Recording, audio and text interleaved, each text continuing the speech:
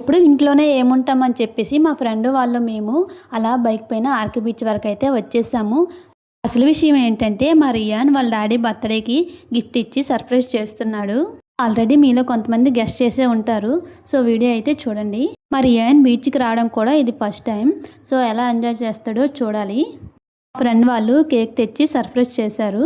So cake cutting అయితే అయిపోయింది. అనుకోకుండా వచ్చాం, కేక్ తెచ్చాం, గిఫ్ట్ ఇచ్చాం, సర్ప్రైజ్ చేసాం. కేక్ కటింగ్ అయితే అయిపోయింది. పక్కన ఉన్న పిల్లలకి కేక్ ఇద్దామంటే ఎక్కడ మమ్మల్ని కొట్టేస్తారని చెప్పేసి కవర్లు అయితే ప్యాక్ చేసాము. ఈ వేసవి ఎండలకు బీచ్లో చల్లటి గాలులు వేస్తాయని అనుకుంటే ఇక్కడ కూడా అస్సలు గాలి అనేదే లేదు. ఫైనల్గా మా రియాన్ వాడి ఫస్ట్ గిఫ్ట్ అయితే వాళ్ళ డాడీకి ఇచ్చేశాడు.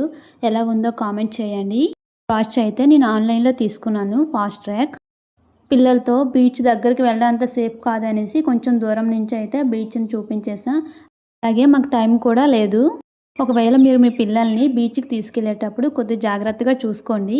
ఇంకో థ్రిల్లింగ్ విషయం ఏంటంటే మా ఫ్రెండ్ వాళ్ళ బాబు జయాన్స్, మా బాబు జోషిత్ రియాన్ వీళ్ళిద్దరూ ఒకే రోజు పుట్టారు. వీళ్ళిద్దరికీ 6 గంటల డిఫరెన్స్. అంటే మావాడే ముందు పుట్టాడు. మేమే షాక్ అయ్యాం.